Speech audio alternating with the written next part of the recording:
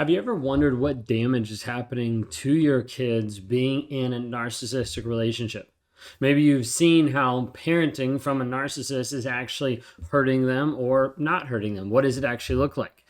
Have you ever wondered how a narcissistic parent can actually shape your child's development? What actually happens to them as they grow up? You might not understand the lasting impact of growing up with a narcissistic parent. Or you could be watching the video today and you're like, hey, I actually grew up in a narcissistic household and now I'm watching these videos because I've been stuck with a toxic narcissistic person. Well, if you're new here, my name is Ben Taylor. I'm a self-aware narcissist on this channel to provide awareness about narcissistic abuse. Our goal is to help educate people about narcissism, the abuse that happens, and ultimately get them to a place of freedom, of breaking free physically, mentally, emotionally from a toxic person so they can learn how to be able to break the trauma bond, move forward, and grow, change, and develop. You can click the link on any of our bios to be able to jump into our 7-day challenge, or if you want to work with me one-on-one, you can go to rawmotivations.com. If you haven't already, subscribe, like, rate, review. We'd love to be able to hear from you and be able to share it with other people too. When we move into this topic of narcissistic parenting and how it actually affects the kids, we need to be able to understand some of the characteristics that's going on underneath the surface. Narcissistic parenting is characterized by the same stuff that goes into narcissistic personality disorder, which first and foremost oftentimes is self-centeredness. Oftentimes being the center of attention even with the kids in the picture. Of like, hey, they don't matter, you don't matter, what matters is me in this moment. Oftentimes this will lead to emotional neglect. Not caring about the kids' needs, not caring about their emotions, not caring about their feelings. You're going to see this a lot even in parenting and even co-parenting situations where the narcissist doesn't care about your child's feelings. Now, you might have the child and realize, hey, when I actually talk to them, they open up to me, but they don't feel safe to even open up when they're over at his house because a narcissist is not interested in dealing with another person's emotions. They feel icky. They feel pointless. Like, what's the deal with having to deal with your emotions, your feelings? They're going to treat the kids the same way. It might be under a guise, it might be under a hidden agenda, but they're going to treat the kids the same way. It happens. Oftentimes, this aspect of being self-centered, being only focusing on their emotions and not the kids, it becomes manipulative. Of trying to manipulate the kids to be able to get what they want out of them. Now, sometimes that is just an image booster. Of like, look at me, I'm a single dad and I'm doing all this stuff, but people only see what's on social media and they don't see how the dad's never available or the dad's never there with the kids, or the whole aspect of even a co-parenting of like, hey, I have a child, I see them like every week, and that's just a lie because they never show up. We see this happen over and over and over in toxic relationships. And this produces a really bad manipulation and triangulation between the kid and the other parent. Being confused of like, who matters? What's actually happening? Wait, she said, he said, all this stuff back and forth. Narcissists also don't have this huge empathy, right? A lot of it is a lack of empathy. And so as a result, the kid is trying to be able to say, hey, this is what's going on. They're just kind of like, I don't really care. They might not say that, but they'll show that and they'll demonstrate that by their actions. Narcissistic parent is going to prioritize their own needs, own desires over the child's well-being, over the child's safety a lot of times. So however this may look, it might be in different aspects. It might be in emotional abuse. It might be in invalidation or using the children as extensions of themselves to end up bolstering their own self-esteem and fulfill their own emotional needs. Oftentimes you'll see a narcissistic parent that will use the kids to be able to say, oh, you're going to do this really well for me. They might not actually say for me, but in reality, they're pushing the kids really hard because they're worried about their image. They're worried about the kids accomplishing something that they've never had a chance to do. And they're trying to live like vicariously through the kids to be able to get what they want. That image, that high, that feeling. Think of it this way. You might have grown up in a household, or you might have seen in your household the narcissistic parent who's constantly criticizing, just beating down the kids with their words over and over and over again.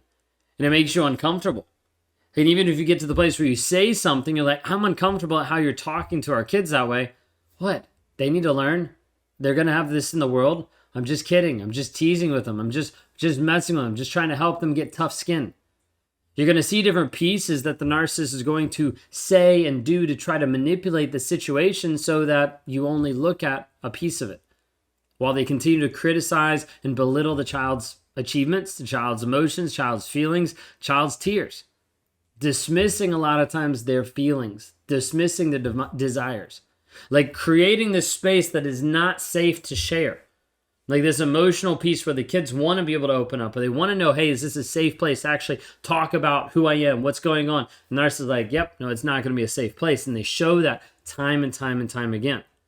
Dismissing feelings, desires, emotions, and oftentimes switching it back around on them.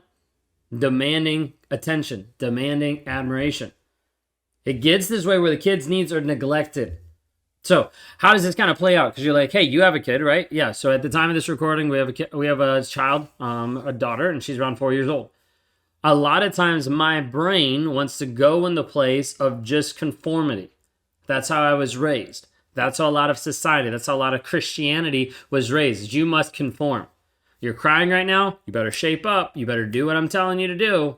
That's where my mind wants to go. So thankfully, my wife is the opposite of actually helping me work through that. One, by demonstrating it, and then two, by trying to help coach.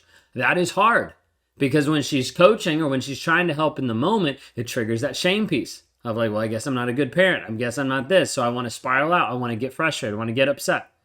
But this aspect of having to show up for the kids to be able to help them is a really, really hard piece for the narcissist. They don't engage with it. It's not natural. For me, it's not natural at all. So I'm working on training and transforming my thought process. So when I'm engaging with our daughter, when I'm working through problems, when she's having big emotions and big feelings, I'm trying to be there for it and work through that problem so she knows how to handle it versus just cap it, just put it away. You're going to see a lot of narcissistic parents try to do this because they're more interested in their image than they are in the kids' growth. They're more concerned about what their control and how it looks to people than they are about the kids' comfort and how they're actually engaging and developing themselves. Well, what does this actually do for the kids? How does this actually hit the kids emotionally, mentally, physically? Like, what is the aspect for the kids that it actually is impacting? Okay, they can have profound emotional and psychological consequences because they grow up and they get to the place where they have no self-esteem because they were constantly beat down. They were constantly belittled. They were constantly devalued in the parenting aspect. All of a sudden, it seems like they have a lack of boundaries because they said no, and then the parent just pushed through because they didn't care. And they struggle with trust because they don't know who to trust because the parental figures in their lives they couldn't trust, and they struggle with intimacy because they didn't have a connection that was a healthy connection with the toxic person. Like the constant criticism, manipulation, and validation can lead them down a dark path, oftentimes down a dark path of worthlessness, anxiety, depression, and ultimately difficulty forming healthy relationships. You might be like, hey, how does this actually play out? What happens? And typically, a child that grows up in a narcissistic household with a narcissistic abusive person in their life will get to the place where they either become the narcissist or they will become codependent and end up being with a narcissist. For all of you that are debating, should I stay for the kid so he has a father or not? But yeah, he's abusive, but should I stay or not?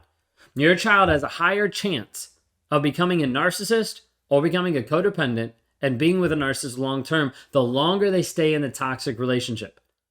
Like you're going to see a kid grow up with a narcissistic parent and constantly seek external validation because they've been looking for this for such a long period of time from that parent and they never got it. They start to have a distorted view of self. Like I view myself less than because this person told me so. Like the child grows up with an eating problem because how the parent belittled and criticized. Child grows up with an image problem because of how the parent belittled and criticized their image. And they struggle with setting any type of boundaries because they've never seen that demonstrated in their lives. Anxiety, self-doubt, feeling like they're never good enough. These people that move through life and don't feel good enough and struggle with worthiness are prime candidates for a narcissist to go after as a target because there's an open wound that the narcissist can step in and be like, I'll fill that. And as soon as he fills that, as soon as he comes into your life and fills that, you're like, this is the best thing ever. And then it's like, just kidding. That's not actually who I am. I just did that so I could actually get you. So what do you need to do? How do you need to move forward? You need to understand that breaking free from the toxic person is absolutely essential. Too many people want to justify staying in a toxic relationship for the kids. Now, I'm not saying, oh, you can't do this because you don't have money or because of this. I'm saying people that make excuses, saying, I'm not going to get out of this relationship. I know it's toxic. I know it's bad. I choose not to get out of it for my kids, are only going to further abuse their kids. You're going to further hurt your kids staying in abuse. Getting out, focusing on your self-development, your growth, therapy, coaching, whatever that might look like, is essential for you so you can actually help lead your kids moving forward.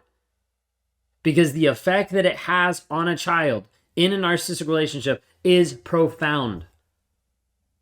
How many of you watching this video right here, right now, went through a toxic relationship because of trauma in your past from your parents, from narcissistic parents? If so, type it in the chat. Say me. Hey, me. I went through this. My parents were narcissistic, so therefore I turned out this way. My parents were narcissistic, so then I struggled with my self-esteem. My parents were narcissistic, so I struggled with my self-worth. I was constantly criticized and devalued, so therefore when someone came into my life, it felt like the best thing ever. But in reality, it was fake. We have to be able to acknowledge the patterns that you go through when you grow up in a toxic relationship, in a toxic environment, and how those continue moving forward. Hurting your identity, making your self-esteem low, knocking down your worthiness, your sense of value, and being able to build that back up, helping you understand who you are, your purpose, your direction, your vision, your values. It helps setting up boundaries, developing self-compassion, self-care, seeking support. Because we have to be able to help you move forward and to step in that right direction. If you've resonated with any of the content of this video and you're looking for further guidance and support, reach out, click the link in the bio. If you want to work together one-on-one, if you're interested in joining our Thriver community so you can be in a group of people maximizing and developing their growth, go to rawmotivations.com. Because we want to be able to help you from where you are to not go in this cycle, to break generational trauma, generational curses, and continue to move forward to grow, thrive, and develop to the person you're called to be. If you haven't already, like, subscribe, rate, review. Thank you. So if you're listening to the podcast, send this to someone else who might be struggling with this. Thanks so much, and y'all have a blessed day.